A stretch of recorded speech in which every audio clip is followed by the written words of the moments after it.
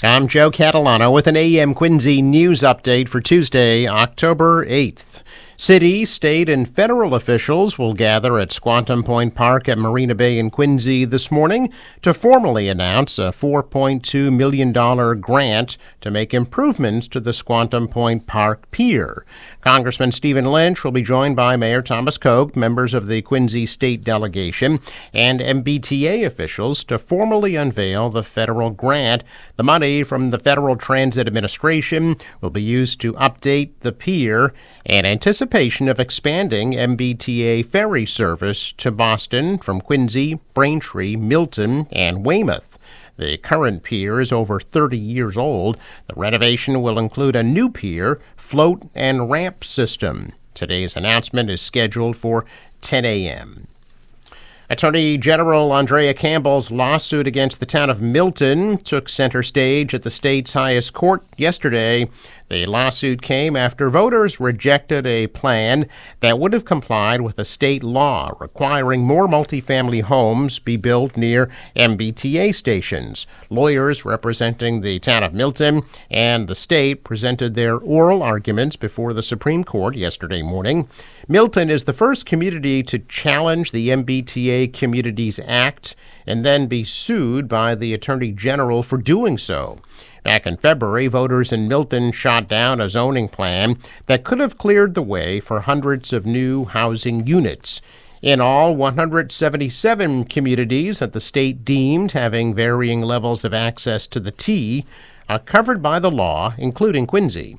Attorneys for the town of Milton argue the state housing guidelines are excessive and that Milton should not be considered a rapid transit community, which carries a higher zoning requirement, because the Mattapan trolley that runs through town is too slow to be considered rapid. They also argue that the Attorney General overstepped her authority because they believe the legislature specifically limited the punishment for noncompliance to loss of state funding.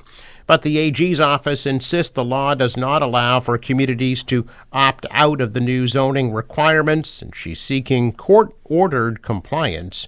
We likely will not have a resolution anytime soon. The Supreme Court typically takes several weeks to issue its rulings. Jabril Peppers, New England Patriots safety and team captain, pleaded not guilty yesterday to assault and drug charges after he was arrested over the weekend in Braintree. Police announced Peppers' arrest yesterday, shortly before he was arraigned in Quincy District Court. Braintree police said they responded to an altercation between two people Saturday at around 4 a.m. According to court documents, a woman told police that Peppers hit her, choked her, took off her clothing, and put her outside. She reported that he choked her at least 6 times, but she did not lose consciousness. The woman also accused Peppers of pushing her down the stairs. Police said she refused to go to a hospital and was treated at the scene. He was arrested without incident. Court documents state Peppers later told police that he repeatedly asked the woman to leave his apartment, and he denied putting his hands on her. Police said they found a clear plastic bag containing a white powder inside Peppers' wallet, which later tested positive for cocaine. Peppers was charged with assault and battery on an intimate partner, assault and battery with a dangerous weapon, strangulation, and possession of a Class B drug. Before Peppers was released on the $2,500 bail he posted, prosecutors asked that he have no contact with the female victim in the case. Peppers' attorney, Mark Brofsky, agreed to the request. The next hearing in the case is scheduled for November 22nd, although Peppers waived his right to appear in court that day. Mega Millions tickets are set to get more expensive next year. Lottery officials behind the game, sold in 45 states, announced yesterday that it will cost $5 per play starting next April, more than double the current cost of the $2 ticket.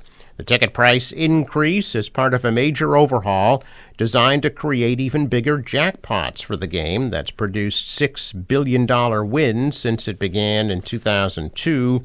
The Mega Millions Consortium says the new and improved game will offer larger starting jackpots that grow faster, along with better odds of winning the jackpot. The Mega Millions currently resets to a $20 million jackpot after someone matches all 5 numbers and the Mega Ball.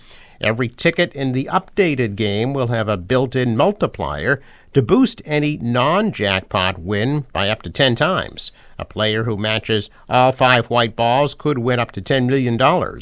Also, the consortium said every win will add up to more than the cost of buying a ticket, which means no break-even prizes.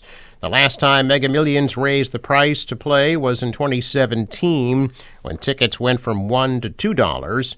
The origins of Mega Millions date back to 1996, when Massachusetts, Georgia, Illinois, Maryland, Michigan, and Virginia teamed up to create the big game. Other states that now sell Mega Millions tickets include New York, Pennsylvania, California, Florida, and Texas. The Powerball, which also sells tickets for $2 in 45 states, has no plans to make changes to its format at this time. Check of business news this morning, and stocks tumbled yesterday. The Dow sank 398, the Nasdaq lost 213, the S&P fell 55. Hong Kong shares fall more than 9% as traders dumped shares following recent gains. Elsewhere in Asia, markets were lower. The euro rose, and oil is at $75 a barrel. Sports, the Bruins season opener in Florida against the Panthers tonight at 7. Forecast from the National Weather Service today, mostly sunny, high 65. For tonight, clear, low 45. Tomorrow, sunny and a high of 64. Partly sunny Thursday, high 59, and sunny 64 on Friday. Well, the boater waves about 2 feet. Northwest winds 10 to 15, gusting to 20 knots, and then decreasing this afternoon. High tide 3:37 p.m. Sunrise at 6:49, sets at 6:12. I'm Joe Catalano with an AM Quincy News Update for Tuesday, October 8th.